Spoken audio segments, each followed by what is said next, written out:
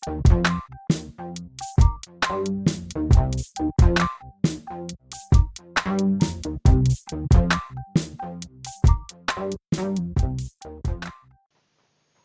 semuanya, balik lagi bareng gue Edwin di Opsiana Podcast ya. Dan kali ini sudah di episode ke-18 dari Opsiana Podcast di season 2. Ya, terima kasih buat teman-teman yang masih setia mantengin Opsiana Podcast ya. Nah, di episode kali ini kira-kira mau bahas apa, Win? Di episode kali ini gue pengen bahas beberapa kesalahan yang sering terjadi dan dialami oleh para pebisnis pemula. Niat utama gua untuk buat episode kali ini itu hanya sebatas buat sharing aja kepada teman-teman yang pengen berbisnis ataupun yang udah mulai berbisnis. Pembahasan di podcast kali ini berdasarkan pengalaman yang udah gua alami ketika dulu gua berbisnis, dan juga ada beberapa referensi yang udah gua baca. Sharing kali ini ya kalian nggak perlu ngikutin banget lah sampai 100% gitu. Toh namanya juga sharing kan. Lagi pula gue pun masih dalam tahap belajar untuk mendalami ilmu-ilmu yang lain. Toh kita posisinya sama-sama belajar, dan ini hanya sebatas sharing. Oke, tanpa berlama-lama mari kita masuk ke pembahasan utamanya. Kesalahan pertama yang dilakukan oleh pebisnis pemula pada umumnya adalah being a superman. Ini adalah semacam kesalahan yang sering banget terjadi kepada para pebisnis pemula, apalagi yang benar-benar baru memulai bisnisnya seorang diri. Being a Superman itu maksudnya di sini adalah lu melakukan semuanya. Lu marketingnya sendiri, lu yang bikin produknya sendiri, lu yang memanage semuanya sendiri. Intinya segala sesuatunya itu lu lakukan sendiri. Sebenarnya ini bukanlah kesalahan yang cukup fatal ya. Apalagi kalau lu baru pertama kali memulai bisnis, atau bisa dibilang bisnis lu masih di tahap-tahap awal.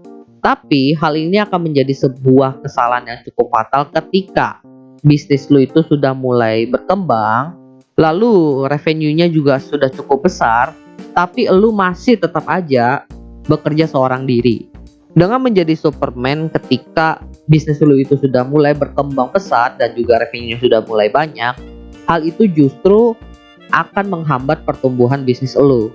Karena seperti yang kita tahu, setiap orang itu punya kemampuan mereka masing-masing, kelebihan mereka masing-masing, dan itu juga termasuk lu.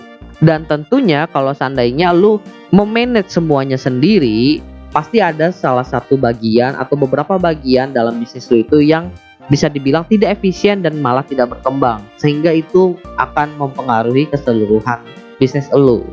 Untuk long term ini akan sangat berakibat fatal kepada bisnis lu. Bisa saja lu mulai kehilangan gairah lu akan burn out, terus waktu lu akan banyak terbuang untuk bisnis lu, tapi perkembangannya ya hanya segitu-segitu aja.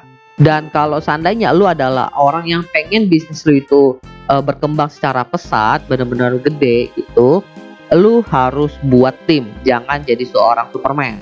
Karena bisnis yang berkembang pesat itu bermula dari tim yang solid dan juga strong. Tapi kalau seandainya lu masih di tahap-tahap awal, menurut gua sih itu fair-fair aja lu menjadi seorang Superman.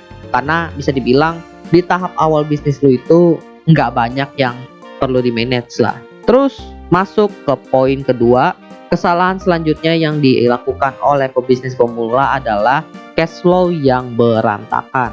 Jika kita bicara soal cash flow ya, artinya bagaimana caranya kita mengolah uang yang berputar di dalam perusahaan kita atau bisnis kita. Kesalahan yang paling sering dialami oleh pebisnis pemula di sini adalah mereka itu tidak mencatat ya pengeluaran yang sudah mereka keluarkan ketika mereka melakukan bisnis. Yang dicatat cuma pengeluaran yang bisa dibilang tergolong besar, lalu cuma pemasukan juga yang dicatat.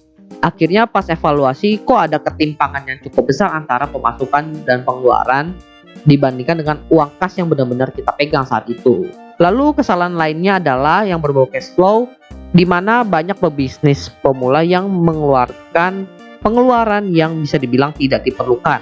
Nah, gue sendiri pernah mengalami kesalahan yang ini. Jadi secara pengeluaran dan pemasukan itu udah gue catat lengkap, tapi ternyata gue banyak melakukan pengeluaran yang tidak perlu. Dalam kasus gue itu dulu sempat banyak pengeluaran untuk membeli kaleng cat, di mana ternyata warnanya itu adalah warna yang sebenarnya nggak digunakan. Buat apa gue beli kalau nggak dipakai? Terus juga ada pembelian beberapa peralatan baru yang ternyata ketika diperiksa itu udah dibeli malah nggak dipakai, akhirnya jadinya mubazir. Nah, itu adalah salah satu contoh dari pengalaman gua, tapi dari sisi produksi.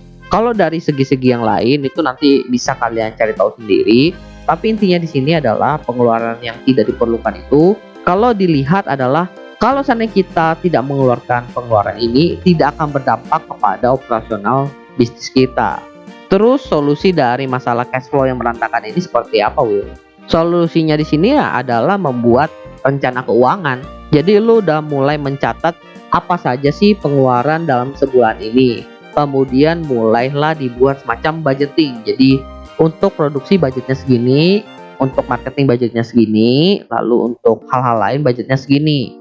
Lalu di dalam rencana itu juga dicatat pemasukannya dari mana aja. Apakah masih ada utang atau adakah piutang yang harus ditagihkan dari customer. Dengan begitu setidaknya cash flow kalian itu akan lebih rapi, sehingga ketimpangan antara uang kas yang dipegang dan juga pencatatan keuangan itu tidak jauh berbeda ketimbang cash flow yang berantakan. Seperti itu. Lalu poin ketiga kesalahan yang sering dialami oleh para pebisnis pemula adalah manajemen produk yang berantakan. Nah, hal ini terjadi kepada pebisnis yang produknya itu jumlahnya banyak banget atau enggak variatif.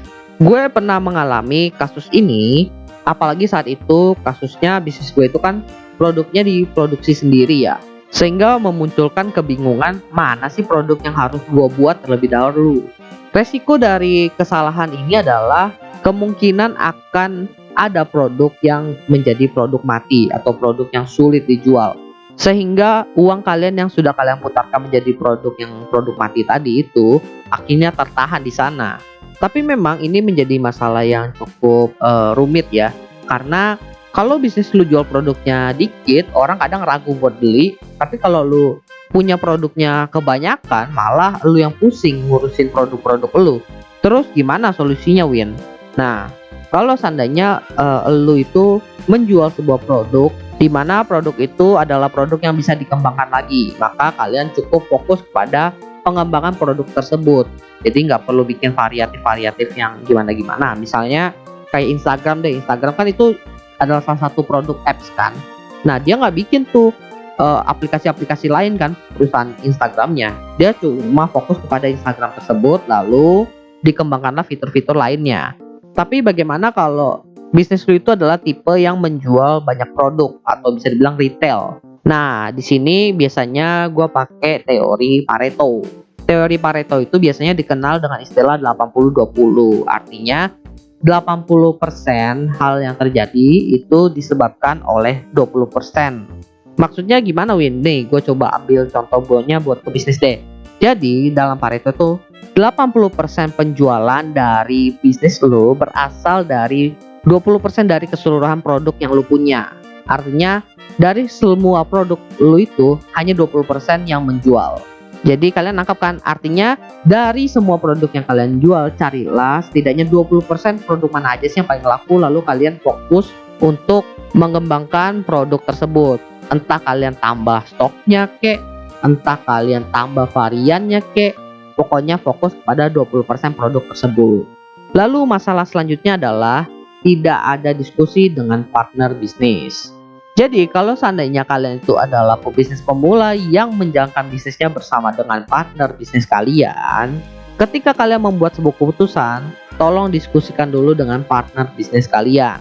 Di luar dari besar saham yang kalian miliki, entah itu besar atau kecil, tetap kalian adalah salah satu pemilik bisnis tersebut, sehingga kalian pun punya andil dalam membuat keputusan. Oleh karena itu diskusi itu paling penting. Jangan karena kalian punya jumlah saham yang kecil di bisnis itu, kalian jadi berkecil hati untuk mengungkapkan apa isi kepala kalian, apa pendapat kalian. Karena gue pernah mengalami ini, gue menganggap bahwa jumlah saham yang gue miliki itu tidak terlalu besar, sehingga gue memendam terus ketidaksetujuan gue terhadap keputusan yang diambil oleh partner bisnis gue. Sehingga hal itu justru membuat gue menyesal ya. Untung gue bukan tipe yang menyalahi orang lain, tapi gue tipe yang cukup menyesal kenapa saat itu gue nggak ngomong langsung, gue nggak setuju loh dengan tindakan seperti ini karena begini. Padahal kejadian itu bisa dihindari kalau seandainya kita berdiskusi saat itu. Dan yang paling penting dari diskusi dengan partner bisnis itu adalah apapun keputusan yang diambil untuk bisnis tersebut itu sama-sama berdasarkan persetujuan dari semua pihak, sehingga tidak ada yang dendam-dendaman lagi. Karena kebanyakan kasus ya, hubungan pertemanan itu malah hancur karena urusan bisnis, dimana ada keputusan yang dibuat oleh seseorang dan temennya malah nggak setuju tapi tetap dieksekusi sehingga malah muncul dendam. Nah, itu yang harus dihindari oleh para pebisnis pemula, apalagi kalau yang kalian jalanin bisnisnya itu bareng teman. Lalu, kesalahan selanjutnya, menganggap bahwa marketing itu sama dengan sales. Oke, gue kasih tahu dulu nih, marketing dan sales itu berbeda ya. Bedanya di mana, Win? Kalau marketing itu konsepnya adalah memperbanyak leads, memperlebar leads. Sedangkan sales itu adalah mengenerate sales, mengenerate penjualannya.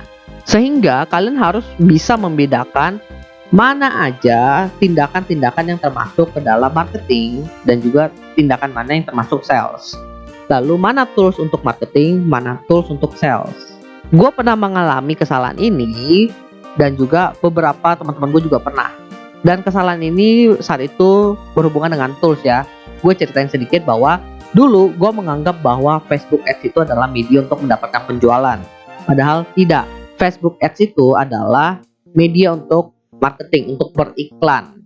Jadi jangan pernah berharap bahwa ketika kalian pasang Facebook Ads misalnya 100.000 kalian akan langsung dapat penjualan. Enggak seperti itu. Marketing hanya akan memperluas jangkauan kalian, di mana customer itu yang masih calon customer ini untuk mengetahui produk yang kita jual. Tinggal bagaimana caranya agar kita bisa menarik customer tersebut untuk membeli produk kita. Makanya di Facebook Ads itu ya itu kan kita menyebarkan iklan, tapi di dalamnya ada call to action. Nah, di call to actionnya itu diarahkan ke tools sales kita. Entah kalian menggunakan marketplace, entah kalian menggunakan website sendiri atau menggunakan app sendiri atau pakai WA, baru di situ kalian mengeksekusi salesnya. Kesalahpahaman ini sebenarnya cukup fatal ketika kalian sudah mengeluarkan uang yang cukup besar tanpa mengetahui tindakan yang kalian lakukan. Kalian maksudnya ingin mengenerate sales, tapi kalian malah marketing, malah cuma nyebar-nyebarin iklan. Atau malah kalian menggunakan tools-tools yang untuk sales dijadikan sebagai tempat untuk marketing. Misalnya WA kan harusnya dipakai untuk kalian menawarkan produk lalu memfollow up customer, tapi malah kalian sebarin iklan-iklan. Hal itu malah jatuhnya annoying banget buat customernya. Jadi yang paling penting di sini adalah kalian harus bisa membedakan dulu apa itu marketing, apa itu sales. Mana tindakan marketing, mana tindakan sales. Lalu kesalahan selanjutnya, tidak memanfaatkan teknologi dan tidak keep up to date dengan perkembangannya. Seperti yang kita tahu bahwa sekarang teknologi berkembang pesat. Udah banyak transaksi offline yang dulu terjadi sekarang beralih ke online. Selain lebih mudah, juga jauh lebih cepat dan juga aman. Hal ini bukan cuma terjadi atau dialami oleh para pebisnis pemula, tapi juga para pebisnis yang bisa dibilang masih konvensional. Hal ini juga terjadi dan dialami oleh orang tua gua, di mana bisnis mereka itu benar-benar konvensional, buka toko nunggu customer. Dan jujur beberapa tahun ke belakang mereka itu tidak mau mengenal yang namanya teknologi. Bukan tidak mau mengenal sih, tidak mau percaya dengan kemampuan teknologi. Dengan marketplace, dengan aplikasi mereka tidak percaya dengan hal itu. Dan akhirnya mereka mengalami semacam kesulitan di mana para customernya itu udah mulai beralih ke teknologi tapi merekanya belum. Sehingga customernya itu malah lepas kan. Tapi ini masih bisa dimaklumin kalau seandainya yang mengalami itu adalah pebisnis konvensional. Tapi kalau pebisnis baru justru harusnya lebih fleksibel mengikuti perkembangan teknologi. Tapi ternyata masih banyak juga yang ketika mulai berbisnis itu tidak memanfaatkan teknologi dengan cukup baik. Salah satu yang bisa dibilang harus minimal kalian kuasai itu adalah sosial media. Karena sosial media saat ini bisa dibilang ujung tombaknya dari bisnis, which is ya marketing. Marketing yang paling kuat saat ini adalah sosial media. Gue nggak bisa bilang kalau gue saat ini jago ya untuk sosial medianya, cuma gue masih belajar dan gue paham bahwa untuk belajar sosial media ini cukup susah dan perlu waktu yang cukup panjang. Selain sosial media, banyak juga teknologi-teknologi yang bisa digunakan untuk bisnis kalian, untuk mengefisiensikan bisnis-bisnis proses di dalam bisnis kalian. Gue ambil contoh, salah satunya itu adalah pencatatan keuangan yang bisa dibilang sering banget miss gitu ya, entah dari segi penjualan gitu. Nah, di mana sekarang saat ini sudah dipermudah dengan munculnya POS. Nah, untuk brandnya sendiri kalian udah tahu lah, ada Moka, ada Pawon, bahkan ada beberapa yang bisa kalian download lewat Google Apps. Di luar dari mana yang berbayar ataupun gratis, tinggal bagaimana cara kita menggunakan teknologi tersebut untuk mengefisiensikan bisnis kita. Intinya di sini sih, ya terbuka aja lah terhadap update dan perkembangan teknologi yang ada, karena hal itu sangat membantu kita dalam menjalankan bisnis kita. Oke, jadi itulah pembahasan untuk episode kali ini. Semoga bermanfaat buat teman-teman semua. Jangan lupa subscribe newsletter Opsiana Podcast di www.opsiana.id, karena kalian langsung akan dapat update terbaru dari episode terbaru Opsiana langsung ke email kalian. Atau kalian bisa follow Instagram Opsiana Podcast di Opsiana Media. Oke, gua rasa itu aja. Thank you buat teman-teman semua yang udah mendengarkan. See you next time di episode semuanya. Gue Edwin, Opsiana Podcast. Thank you.